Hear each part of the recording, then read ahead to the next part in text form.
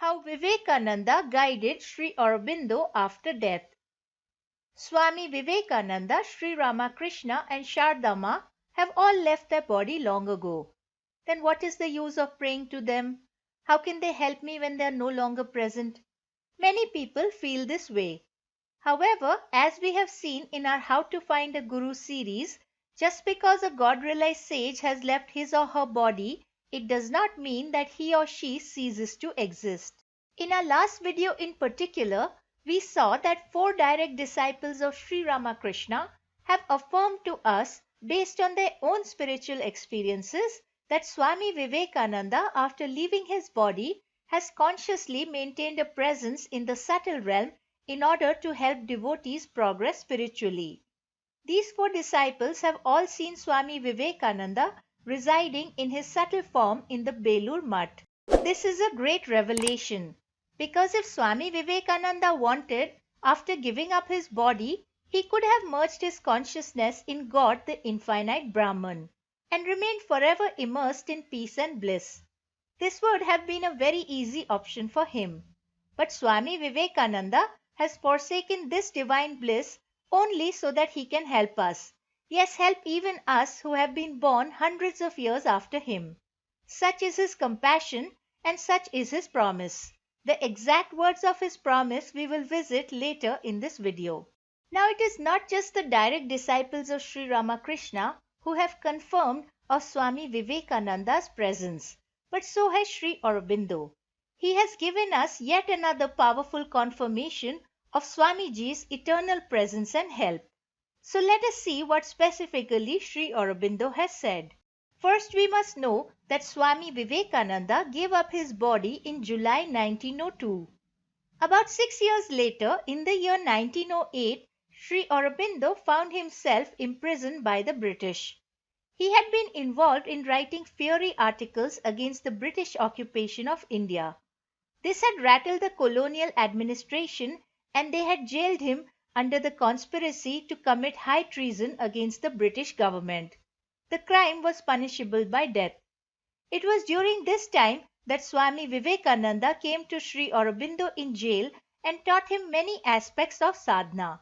About this experience, Sri Aurobindo revealed to his disciple Pavitra. I was hearing constantly the voice of Vivekananda speaking to me for a fortnight in the jail in my solitary meditation and felt his presence. The voice spoke only on a special and limited but very important field of spiritual experience, and it ceased as soon as it had finished saying all that it had to say on that subject. To another disciple, Nirod Baran, Sri Aurobindo provided many more details regarding this visit of Swami Vivekananda. Once Nirod Baran asked him, "You said the other day that Vivekananda's spirit visited you in Alipur jail and told you about the higher consciousness." Yes, he did tell me. I had no idea about things of the higher consciousness. I never expected him, and yet he came to teach me. And he was exact and precise even in the minutest details. I had no idea of the supermind when I started, and for long it was not clear to me. It was the spirit of Vivekananda who first gave me a clue in the direction of the supermind. This clue led me to see how the truth consciousness works in everything. Swami Vivekananda visited me for 15 days in Alipur jail, and until I could grasp the whole thing, he went on teaching me. He would not leave until he had put it all into my head. Do gurus come in that way and give teachings? Why not? That is the traditional experience from ancient times. Any number of gurus give initiation after their death. What Sri Aurobindo is saying here is something worth noting, that gurus can and do give diksha or initiation from beyond. For diksha to be given, the guru need not be present in the physical body. This is a great truth. For most recipients of this grace, the initiation is typically via dreams. But when a person is extremely advanced spiritually, then their guru can even appear before them. A prime example of such an incident is found in the life of Pandit Sriram Sharma Acharya. His guru, who resided in the subtle realm, suddenly appeared one day in his room to give him diksha. Later, Pandit Sri Ram Sharma's guru called him to the Himalayas and personally guided him in many difficult sadhanas. You can read about how his guru gave him Diksha in his room on the spiritualbee.com. More amazing details about Pandit Sri Ram Sharma's journey into the Himalayas to meet his guru can be read in the book My Life, Its Legacy and Message. Links to both are below this video. Alright, so having gone through Sri Aurobindo's experience, as well as having gone through the spiritual experiences of the 4 direct disciples of Sri Ramakrishna in the previous video, we now know that Swami Vivekananda definitely maintains a presence in his subtle body. And why won't he? Did he not give us his word that he will continue to work after giving up the body? He did. Here is what Swamiji had said. It may be that I shall find it good to get outside my body, to cast it off like a worn-out garment. But I shall not cease to work. I shall inspire men everywhere until the whole world shall know that it is one with God. So this is Swami Vivekananda's promise, and he has kept his word as Sri Aurobindo's experience has amply demonstrated. Another thing that many people may not be aware of is that Swami Vivekananda's own Guru Sri Ramakrishna guided him from the subtle realm.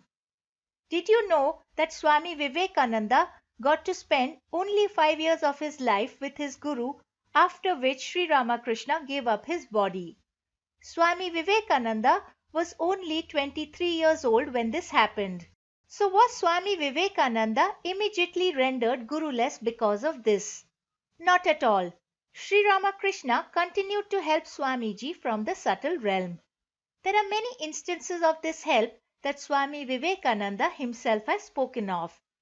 One fascinating incident has been featured in our video titled Pavhari Baba, from whom Vivekananda almost took Diksha but was stopped by a strange vision.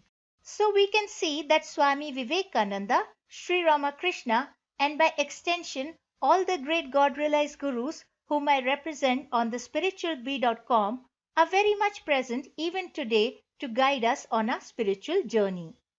So now the question arises, how do we attract the help of these sages? There is one guaranteed way, and that is by making our moral and ethical nature pure. Only a pure nature can attract the divine grace of God-realized gurus.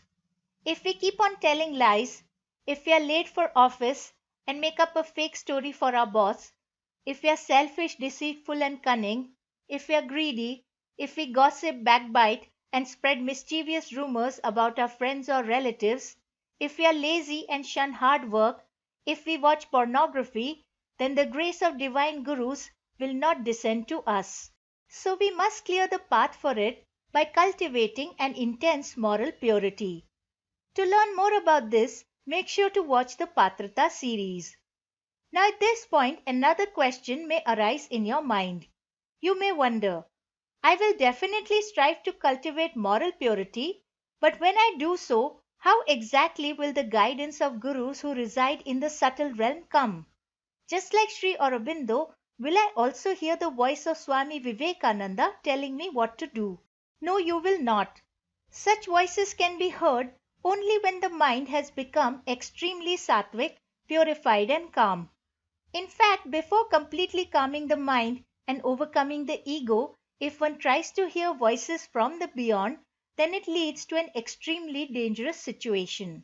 First of all, one can become psychologically destabilized by falling into the well of extreme self-deception, delusional thinking and hallucinations. A further worst thing that can happen is that by trying to listen to voices, we open ourselves up to receiving harmful and mischievous suggestions from hostile beings of the subtle world. The subtle world has both good and bad entities in it, just like the physical world. And so, when one still has an ego and tries to listen to suggestions and voices from the world beyond, then these hostile entities take advantage and play havoc. I will detail an example of such a havoc in the next video. So one has to be very careful on the spiritual path. Otherwise, our material and spiritual progress reverses and goes badly downhill. Then what is the way to get the guidance. There are some simple and straightforward ways. I will try to outline all of them in a future video. Out of all these ways, the easiest and the most powerful way is to dye your mind and its thoughts in the same color as the rishis. You can do this by not only reading the books written by these rishis, many of which can be downloaded from the spiritualbee.com, but also by subscribing to our daily quotes broadcast, in which you will receive one quote of spiritual knowledge from the rishis. By thoroughly acquainting ourselves with the thoughts of these great rishis, we condition our mind to think and act in accordance with their divine teachings. This does not mean that we imitate the rishis, but that we intelligently apply their teachings to reform our behavior and actions. By immersing ourselves in rishi thoughts, we come to know what we have been doing right and where we have been going wrong. We can introspect, identify, and overcome our bad habits. We get the strength and courage to go through the tough ordeals of life. We are able to handle the toughest situations calmly and bravely instead of becoming nervous, anxious, and angry wrecks. Even in challenging times, we are able to think clearly and correctly instead of becoming lost and confused. This type of active reforming of our thoughts, habits, and character is the real taking of Diksha from these rishis. We become their true disciples, and thus we prepare the grounds to receive their direct guidance and help.